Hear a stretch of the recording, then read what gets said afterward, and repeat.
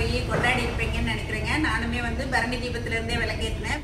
இன்னைக்கு வந்து பெரிய தீபத்தன்னைக்கு, அதாவது கார்த்திகை தீபத்தன்னைக்கும் இன்னைக்கு வீட்டில் விளக்கேற்றி வாசலில் எல்லா ரூம்லையும் எல்லா பக்கமே விளக்கேற்றி மங்களகரமாக சாமி கும்பிட்டாச்சுங்க. மங்களகரமாக இருக்கும்போது நமக்கு சகல சௌபாக்கியங்களும் கிடைக்கும், சுபிச்சம் கிடைக்கும் அப்படிங்கிறதுல சந்தேகமே கிடையாதுங்க. விளக்கேற்றுறதுக்கு எங்கள் பொண்ணு எனக்கு கொஞ்சம் ஹெல்ப் பண்ணாங்க. அப்புறம் எங்கள் குட்டிமா ஆதிராச்செல்லாம் வாசலுக்கெல்லாம் விளக்கேற்றும் போது எனக்கு வந்து கொஞ்சம் எடுத்து வச்சு கொடுத்தாங்க. வருஷம் கார்த்திகை தீபத்துக்கு இன்னுமே கொஞ்சம் நிறைய விளக்கு ஏற்றுவேங்க. இந்த வருஷம் கொஞ்சம் விளக்கு எல்லாமே எடுத்து வச்சுட்டேன், குறைச்சிட்டேன். குறைவாக ஏற்றினாலும் மனசு நிறைவாக இருக்குங்க. தீபம் ஏற்றுறதுக்கு முன்னாடி வாசலில் சின்னதாக ஒரு காவி கோலம் தாங்க போட்டேன். எப்பயுமே வந்து கோலம் போடுறது எனக்கு ரொம்ப ரொம்ப பிடிச்ச விஷயம். நீங்களும் எல்லாருமே என்னோட கோலத்தை வரவேற்பு கொடுத்து கேட்குறீங்க. ஆனால் இப்போ கொஞ்சம் கால்வலி அப்படிங்கிறதால என்னால் பெரிய கோலமாக போட முடியலைங்க. இருந்தாலும் அந்த ஆர்வம் மட்டும் விட மாட்டேங்குது. அதனால் நான் இன்றைக்கும் சின்னதாக காலையில் வாசலில் ஒரு சின்னதாக கலர் கோலம் தான் போட்டேன். அதையும் உங்களுக்கு நான் வீடியோவில் கொடுக்குறேன் பாருங்கள். எங்கள் வீட்டில் பரணி தீபத்தன்னைக்கு இந்த மாதிரி கார்த்திகை தீபம் சாமி இடத்துல எல்லாமே ஏற்றிட்டோங்க. அடுத்த நாள் வந்து காலையில் நான் வந்து கார்த்திகை தீபத்துக்கு இந்த மாதிரி ஒரு கலர் கோலம் போட்டேன். ரொம்ப சிம்பிளாக தாங்க போட்டேன். கோலம் போடுறது அப்படின்னாலே எனக்கு ரொம்ப ரொம்ப பிடிக்கும். ரொம்ப பெருசாலாம் இப்போ போட முடியலைங்க. அதனால் வந்து சிம்பிளாக சென்டரில் விளக்கு போட்டு இந்த மாதிரி சுற்றிலும் டிசைன் பண்ணேன். சாயங்காலத்துக்குள்ளே வந்து மழை வந்து அழிஞ்சிருச்சுங்க. அப்புறம் கொஞ்சம் உதிரி பூ வாங்கி வச்சுருந்தேன், ஜாதி பூ. அதை கட்டுறதுக்கு டைமே இல்லை. 4 மணிக்கு மேலே தான் உட்காந்து இந்த மாதிரி கட்ட ஆரம்பித்தேங்க. அப்புறம் கட்டிட்டு மறுபடியும் கொஞ்சம் ரவுண்ட் பண்ணி கட்டினேன். இந்த மாதிரி ரவுண்ட் பண்ணி கட்டி சாமிக்கு வைக்கும்போது ரொம்ப அழகாக இருக்கும். ஒரே பக்கம் மட்டும் பூ வந்து செண்டு மாதிரி இருக்குங்க. அதனால் நான் எப்பயுமே வந்து இந்த மாதிரி கட்டியும் வைப்பேன். பாருங்கள், அதுவும் மலர்ந்து போயிடுச்சுங்க, ரொம்பவே மலர்ந்துருச்சு. இருந்தாலும் பரவாயில்ல, கட்டிடுவோம் அப்படின்னு சொல்லிவிட்டு பூ அந்த மாதிரி தொடுக்க ஆரம்பிச்சிட்டேங்க. நல்லா கட்டின பூவுமே வந்து நல்லா அடர்த்தியாக நல்லா செண்டு மாதிரி இருந்துச்சுங்க. பாருங்கள், இந்த மாதிரி ரவுண்ட் பண்ணி கட்டினது நெருக்கமாக இருந்துச்சு. அதுக்கப்புறமா வாசலில் சிம்பிளாக ஒரு கோலம் போட்டேங்க. காலையில் போட்ட கோலம் எல்லாமே வந்து மழையில் கரைஞ்சிருச்சு. குட்டியாக ஒரு விளக்கு கோலம் தான் போட்டுட்டு நான் எப்பயுமே வந்து சைடில் பார்டர் கட்டுவேன். அதுக்கும் வந்து கொஞ்சம் காவி கட்டி போடுவேங்க. விசேஷ நாட்களில் எப்பயுமே வந்து காவி கட்டி போடுறது எனக்கு ரொம்ப ரொம்ப பிடிக்குங்க. அதனால் சின்னதாக தான் போட்டேன். அப்புறம் வந்து நம்ம சாமி இடத்துல எல்லாம் விளக்கேற்றணும் இல்லைங்களா? அதனால் வந்து ஃபஸ்ட்டு நம்ம சாமி இடத்துக்கு எல்லாமே பூ வச்சுட்டு விளக்கேற்றிட்டு அதுக்கப்புறமா தான் நான் வந்து வெளியில் ஏற்றணுங்க. இந்த மாதிரி தான் சாமி இடத்துல எல்லாமே விளக்கேற்றணும். கொஞ்சம் அகல் விளக்கும் இங்கே வச்சு ஏற்றிட்டு அதுக்கப்புறமா தான் வெளியில் கொண்டு போகிறதுக்கு விளக்கேற்ற ஆரம்பித்தேங்க. இப்போ இந்த விளக்கெல்லாம் ஏற்றி வெளியில் எடுத்துகிட்டு போகணுங்க. இனிமேல் தான் நான் விளக்கு ஏற்ற போகிறேன்.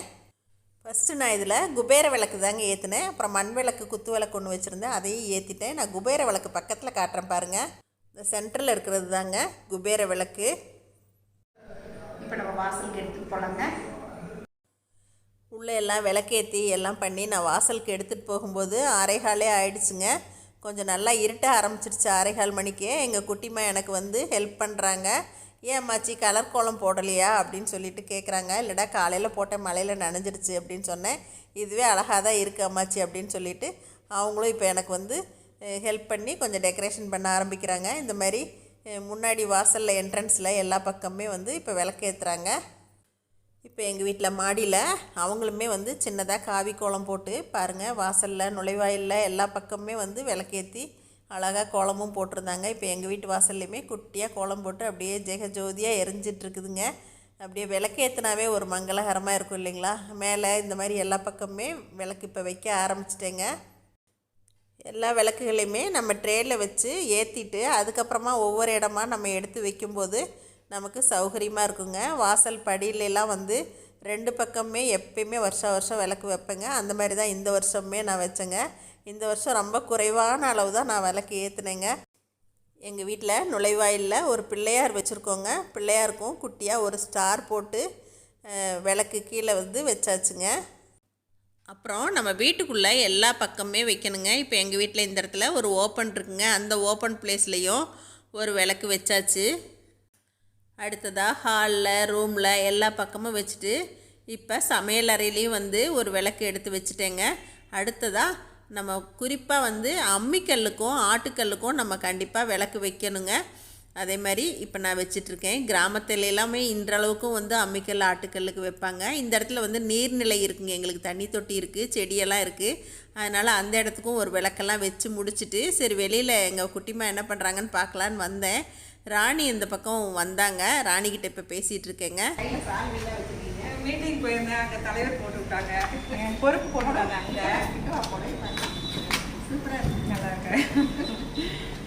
அது கிருஷ்ணராயன் பொறுப்பு போட்டிருக்காங்க எலெக்ஷன் இருந்து. அதனால் இன்னைக்கு அங்கே போய் பார்த்துட்டு தலைவர்லாம் பார்த்துட்டு நானே நீங்கள் விளக்கு வச்சுட்டு பார்த்துட்டு இருந்தேன். சரி ஒன்றும் இருக்கீங்களா என்ன நினச்சிட்டு பார்த்துட்டு வேகமாக சங்கீத விளக்கு வச்சு சொன்னேன். பார்க்கலான்னு போயிருக்கேன். ராணிக்கு அரசியலில் ரொம்ப ஆர்வங்க. இந்த பக்கம் வந்தால் வராமல் போக மாட்டாங்க வீட்டுக்கு. 2 பேரும் நின்று இந்த மாதிரி ஒரு ஃபோட்டோவும் எடுத்துக்கிட்டோம். எங்கள் குட்டிமா இப்போ வந்து கார்த்திகையை கொண்டாட ஆரம்பிச்சிட்டாங்க. அவங்களுக்கு கொஞ்சம் மத்தாப்பு புஸ்வானம் எல்லாமே தீபாவளி அப்போ நாங்கள் எப்பயுமே வருஷம் எடுத்து வச்சுருவோம். இந்த வருஷமும் எடுத்து வச்சிட்டோம்.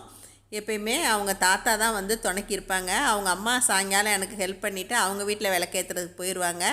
வழக்கம் போல் எங்கள் வீட்டில் அவர் தான் வந்து எங்கள் குட்டிமாவுக்கு ஹெல்ப்பாக இப்போ எல்லாமே பண்ணிகிட்ருக்காங்க. நான் வந்து இந்த விளக்கு எங்கேயாவது காலில் கையில் பட்டுக்குமோ அப்படின்னு சொல்லிட்டு இப்போ 1 மணி நேரத்துக்கு மேலேயே நல்லா எரிஞ்சிருச்சு. அப்பயுமே வந்து பிரகாசமாக எரிஞ்சிட்டு தான் இருந்தது. இருந்தாலும் அவங்களுக்கு தொந்தரவாக இருக்கக்கூடாது அப்படிங்கிறதுக்காக அந்த விளக்கு எல்லாமே நான் எடுத்துட்டேங்க. எங்கள் குட்டிமா வந்து ரொம்ப ஆர்வமாக இப்போ புஸ்வானம் எல்லாத்தையும் வைக்க ஆரம்பிச்சிட்டாங்க. அம்மாச்சி நீங்களும் வாங்க ஒரு கம்பி மத்தாப்பு பிடிங்க அப்படின்னு சொல்லிட்டு என் கையிலையும் கம்பி மத்தாப்பு கொடுத்து என்னையும் வந்து கார்த்திகை கொண்டாட வச்சுட்டாங்க எங்கள் குட்டிமா. அப்புறம் புஸ்வானம் இன்னும் நிறையவே இருந்துச்சுங்க. புஸ்வானம், சங்கு சக்கரம், கம்பி மத்தாப்பு இது மட்டுமே தான் வச்சாங்க. இப்போது நான் அந்த விளக்கையெல்லாம் எடுத்து உள்ளே கொண்டு போக ஆரம்பிச்சிட்டேங்க. இப்போ எங்கள் வீட்டில் அவரும் எங்கள் குட்டிமாவும் இன்னும் வந்து புஸ்வானம்லாம் வச்சுட்டு தான் இருக்காங்க. இப்போ இதை எல்லாத்தையும் எடுத்துகிட்டு போய் நான் வந்து சாமி இடத்துல வச்சிட போகிறேங்க. எல்லாத்தையும் முடித்ததுக்கப்புறம் எங்கள் குட்டிமா வந்து பொறுப்பாக எல்லாம் பெருக்க ஆரம்பிச்சிட்டாங்க. எங்கள் வீட்டில் அவரும் வந்து அந்த பாக்ஸ் எல்லாத்தையுமே இந்த மாதிரி நீட்டாக எடுத்து வச்சுட்டாங்க. ஒரு ஓரமாக எடுத்து வச்சுட்டாங்க. பாருங்கள், இந்த வேலைக்குமே நம்ம வந்து குழந்தைங்கள பழக்கப்படுத்தணும். விக்னேஷும் வீடியோ ஹெல்ப்புக்காக எனக்கு ஈவினிங் வந்திருந்தாங்க. அவங்களுமா சேர்ந்து 2 பேரும் தான் சாமி கும்பிட்டோம். விக்னேஷ், இப்போ எங்கள் வீட்டில் கார்த்திகை தீபத்துக்கு நீங்களும் சாமி கும்பிட்டுட்டீங்க.